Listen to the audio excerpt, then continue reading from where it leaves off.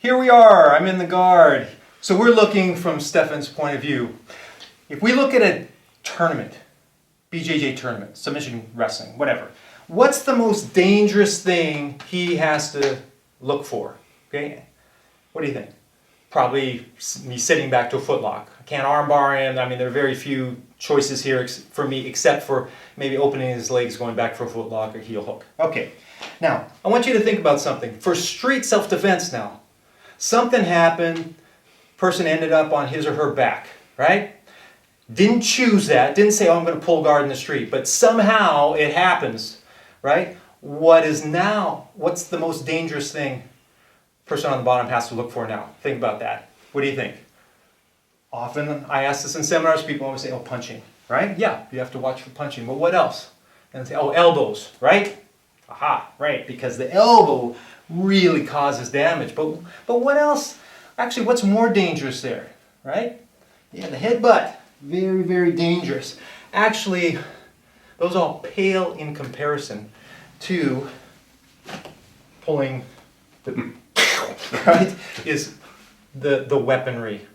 The weaponry changes everything, because once weapons are involved here, our priorities change, right? When we go from submission wrestling to jiu-jitsu with a gi, the priorities change, or vice versa.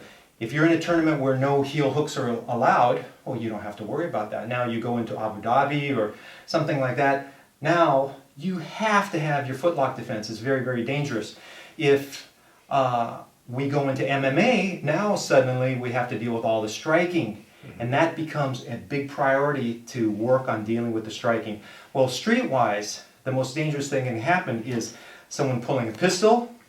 This is not a real pistol. It's rubber, it looks real. Or a knife. That's what's going to be most dangerous. So when we're doing BJJ for the street, we have to then prioritize knife and pistol defense, which changes your positioning. Right? For example, let me just see, I'll put this to the side for a moment. If I'm here, actually, so I put this here, is now as he's moving, I have to have control of the arms. I must have control of the arms here. We can't be doing this. No, I have to get up and be ready, even if I have to maybe possibly get a punch or something. I have to have control of these arms right here, because that weapon draw. And if I'm in a position where maybe he puts his arm across and he starts to draw the weapon, right? This is terrible, right? It's going to be very, very difficult to avoid being shot here. So when you feel yourself, you have to come inside and you have to be able to have some control over both the arms. So that's the number one thing that changes. Now, if it does happen, for example, he's drawing, right? And I come out and I get a hold of the pistol. First priority here is control the line of fire. That's number one, control the line of fire so it's not shooting at you. Okay, what's number two? Any idea? Number two, extremely important, is control the retraction. Because if I just do this, he's going to rip that out of my hand so fast that now he's back in a position I can't stop it. So number one, control the line of fire. Number two, control the retraction. Generally, this is one of the best grips here. There are several depending on where you are, but here and underneath, similar to a Thai neck clinch, but the one where you're crossing at the wrist. 1, 2. Then from here, what I'm going to do is I need to somehow isolate this arm so it's not moving around, because just like on any submission, we need to take the mobility out of the arm that we are attacking. We want to take all the slack out, right? The more slack that is taken out, the better.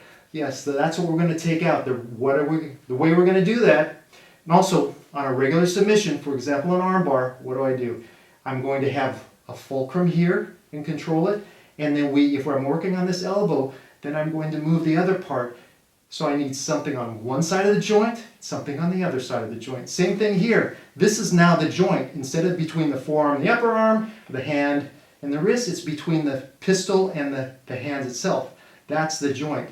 You go 1, 2. I'm going to get on my side just like we're doing a simple sweep.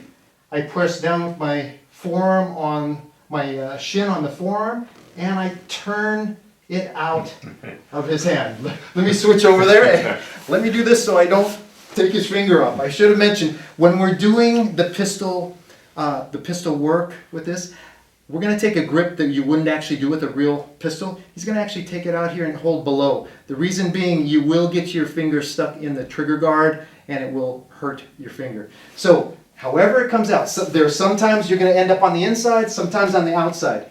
So I go 1, control the line of fire, 2, I'm going to shrimp out, and there are many things here, and I'm just going to take my shin on the forearm, press down and across, very similar to a simple sweep, scissor sweep, and then I rotate out, and Stefan will tell you, this is difficult to hold on to right here. So that is a very good one. Incidentally, another thing, sometimes we're in here, and we're in closed guard, and he pulls that out, right? He comes out, and you take it, and he's so close that you don't want to make the distance. Well, what's interesting is when you're pulling on this hard, a good jiu-jitsu guy will still understand that this is the most important thing, and they will fight very hard to keep that out, right? And you can actually come up and take that out this way a lot of times. Notice when I did that, I made sure that I didn't point this at me, I kept this up here, and you can take it out. So it's a very similar idea of controlling that arm and blocking it so that you can get some extension to take it out. It's amazing. Can you talk a little bit about what sparring this looks like? Yes. So sparring this looks like, well, there's 2 parts of it. Generally, I will have people start with the grip already, so they get a lot of time in there playing and feeling all the different variables and the other hand coming in and person pulling back, person pulling forward. Like, for example, just real quick here. So if we start here, and if Stefan starts pulling back, right, that's a good time for me to put this on here and try to get it this way. Because he was pulling back so far, I can't do my regular one. But the same concept applies. If he's pushing forward more like this, and that's when we could go all the way up to an arm bar position and take it out, right? So you get a lot of variables there. But then what we do is, the most important part is expecting the weapon and recognizing the draw. Expecting the weapon and recognizing the draw, which are 2 different things. You may intellectually say, oh yeah, I would expect a weapon in a self-defense situation. But if you train yourself to never see it, in other words, you're rolling all the time without any weapons involved, what happens is your body, your subconscious is used to that non-weapons environment, and that's how you'll respond. So instead of just understanding intellectually, we put it in the training so it becomes just part of the training. So all we do is have somebody stow the weapon, and then we'll be rolling Come on, my around. friend, let's roll. Yeah, it's okay. I'm going to keep half guard. Let me see what happens if I come in here and, oh, no. Okay. Plan B. Well, yes. Last thing I remember was that deep half guard. So yeah, so we just play a little bit, and just as an example there, it really changes the way we prioritize things, because you can't get stuck in there. You know, we're always trying to stand up, but interestingly enough, say, oh, I'm just going to stand up, and he has a pistol. Didn't help you too much. So it really changes the way we do it. So that's the idea. We'll go ahead and roll, and at any time it comes out. Now, one thing, the pistol itself sometimes is a problem rolling with. It gets stuck, it falls out, and this and that. So really, I finally realized that we're really trying to recognize the draw. And so what I do is, as we're rolling, at any time someone can do this, someone can give the cue for a draw, and that's what you're looking for. You're not looking for the pistol to come out. So Like, if we're for rolling, example, right. So I'm going, and all of a sudden I'm like, Yes, then I'm Okay. coming up, and that's my first priority. I might Okay. come out, depending, if it was a knife, right, and then I'm coming in here, working my way back to the inside, and yeah, so we just respond to it. I mean, a lot of times we do put the actual training tool there also, but if we're just rolling at any time in any roll, anybody can reach for the weapon and simulate a draw, And then that way people are really always looking for it. Hypersensitized to it. Correct, yes. So then in a real situation, that's what you do, right? So that's the plan there. And you know what's really great about it? It is fun.